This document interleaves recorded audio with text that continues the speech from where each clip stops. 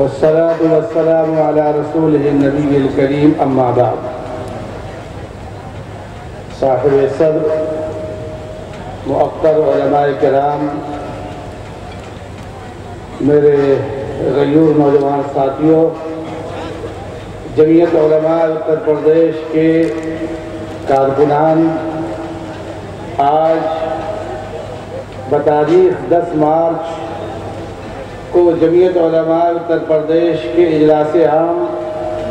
بعنوان تحفظ ملک و ملت یہاں جمع ہوئے ہیں۔ جیسا کہ بہت دیر سے آپ حضرات سماعت فرما رہے ہیں، 1857 کے حالات کا بھی ذکر آیا۔ 1857 کے حالات کے بعد جو انقلاب برپا ہوا اس سے بھی آپ واقف ہیں۔ پھر 1866 تک، 1866 میں ایک انار کے درخت کے نیچے مدرسے کی بنیاد چند جو اس دارالعلوم میں پڑھنے کے لیے آتے ہیں، ان اولین لوگوں میں سے ایک نام ہے محمود حسن دیوبندی،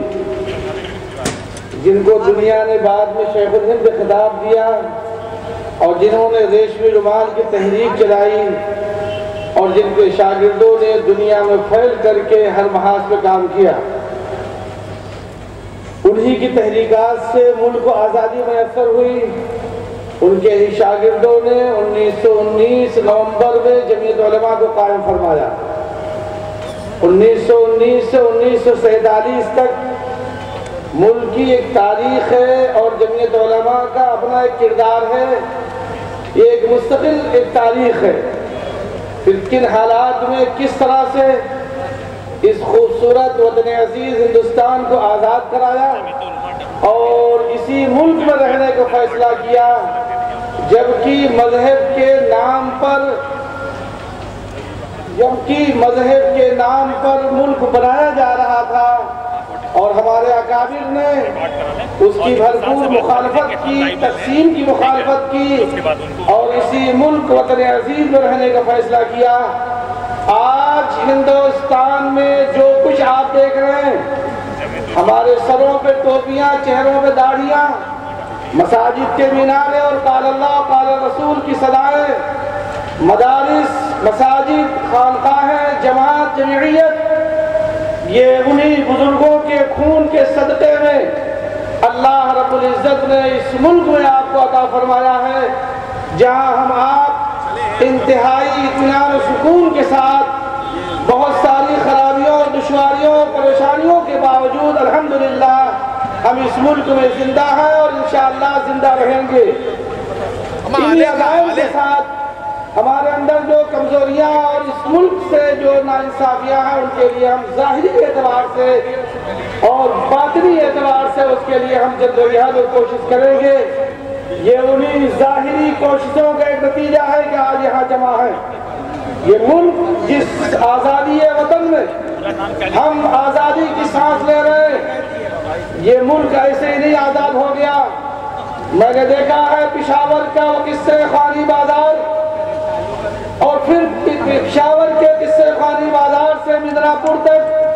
کوئی ایسا درخت نہیں تھا جس پر علماء کو نہ لٹکایا گیا ہو اور پھانسی کے پھندوں میں نہ لٹکائے گئے ہوں۔ میرے بھائیوں، 1866 تک کس طرح کے حالات تھے، اور پھر 1947 تک، یہ ایک تاریخ ہے اس وطن عزیز کی اور اس ملک کی۔ آج نئی سرکاریں اور نئی حکومتوں کے آنے کے بعد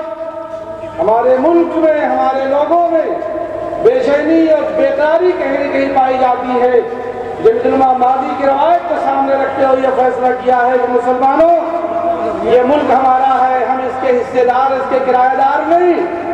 ہم نے جس طرح سے اس ملک کو آزاد کرایا، اسی طرح سے اس ملک کی بھی حفاظت کریں گے۔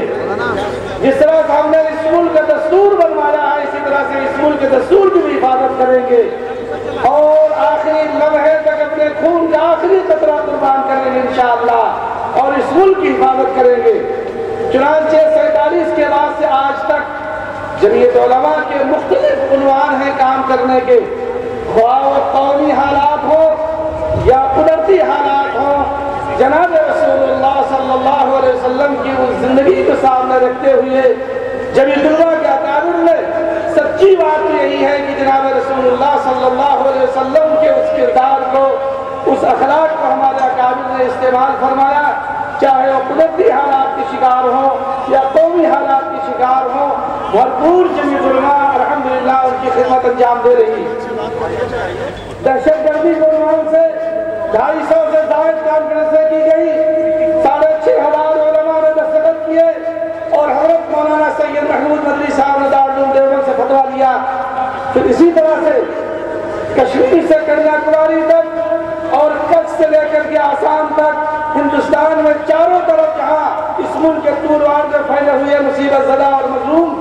کسی بھی درجے کے ہوں، کوئی بھی مظلوم ہو، ان مظلوموں کی آواز کے لیے جمعیت علماء نے ہمیشہ آواز بلند کی ہے، ان کے لیے لڑائی لڑی، خواہ کسی بھی طبقات سے ان کا تعلق ہو۔ جمعیت علماء ہر مظلوم، ہر مصیبت زدہ کے لیے سرگرم ہے اور انشاءاللہ سرگرم رہے گی، خواہ وہ لوگ جو جیلوں کی صعوبتیں برداشت کر رہے ہیں، جو جیلوں میں قید بامشقت کی زندگی گزار رہے ہیں، ایسے لوگوں کے مقدمات کی پیروی میں آپ سے بھی کہتا ہوں کہ ایسے لوگ جو بے قصور لوگ جیلوں میں ہیں، آپ ان کی رہنمائی کیجئے اور ان کے مقدمات کی پیروی کیجئے، جمعیت علماء انشاءاللہ ان کے نکالنے کی ہر کوشش کرے گی۔ اور وہ لوگ جنہوں نے اپنی سزا کو مکمل کر لی تھی لیکن کسی وجہ سے جرمانہ نہ ہونے کی وجہ سے وہ جرمانہ نہیں بھر سکتے تھے، الحمدللہ تہاڑ جیل سے وہ سلسلہ شروع کر دیا ہے، اور اس میں ایک بھی مسلمان نہیں تھا۔ قومی یکجہتی کی بہت بڑی بنیاد ہے کہ ان تمام لوگوں اور سارے کے سارے غیر مسلم بھائی تھے جنہیں نکال کے لایا گیا ہے تہاڑ جیل سے۔ ابھی کاس گنج میں 26 جنوری کا فساد ہوا، کاس گنج کے 26 جنوری کے فساد میں ہمارے 2 ہندو بھائیوں کی دکانیں صرف اس لیے جلا دی گئی کہ وہ مسلمانوں کی دکانوں سے ملی ہوئی تھی، لوگوں نے سمجھا کہ یہ بھی مسلمانوں کی دکان ہے۔ الحمدللہ ہماری جمعیت علماء ہند، جمعیت علماء اتر پردیش اور جمعیت علماء کاس گنج نے مل کر کے ان دکانوں کو بھی بنا دیا، اور باقی ابھی سلسلہ جاری، اور یہ انشاءاللہ جاری رہے گا بلا تفریق مدحو ملت۔ اسی طرح سے چاہے وہ بیواؤں اور یتامہ کے مسائل ہوں یا اسکالرشپ، وہ بچے جو سائنس اور ٹیکنالوجی کی تعلیم اصلی علوم کے میدان میں ہیں ان کے لیے اسکالرشپ، بیواؤں کا ایک بڑا نظام ہے، پھر اصلاح معاشرہ کا اپنا ایک نظام ہے، اور چھوٹے یتیم بچوں کی پرورش کا بہت اعلیٰ انتظام ہے۔ جمعیت علماء ہند کی طرف سے جمعیت چلڈرن انجار کچھ گجرات میں، پھر دینی تعلیم بورڈ کا، دینی تعلیم بورڈ کے تحت آج کی تاریخ میں الحمدللہ جمعیت علماء ہند کے تقریباً اور اس کے احباب سے کوئی فائدہ ہوگا نہیں، ملک میں مکاتب چلائے جا رہے ہیں۔ ہماری آپ کی ایسی ذمہ داریاں ہیں کہ اجلاس 100 سالہ ابھی انشاءاللہ 100 سال پورے ہونے جا رہے ہیں، اور 2019 22 23 24 فروری جمعہ سنیچر 2019 کو دیوبند کی سرزمین پر انشاءاللہ اجلاس 100 سالہ جمعیت علماء ہند کا منعقد ہوگا۔ آپ حضرات اس کی تیاری کے لیے کمر کس لیں اور ابھی سے اس کے لیے تیاریاں شروع کر دیں۔ آپ حضرات تیار ہیں انشاءاللہ،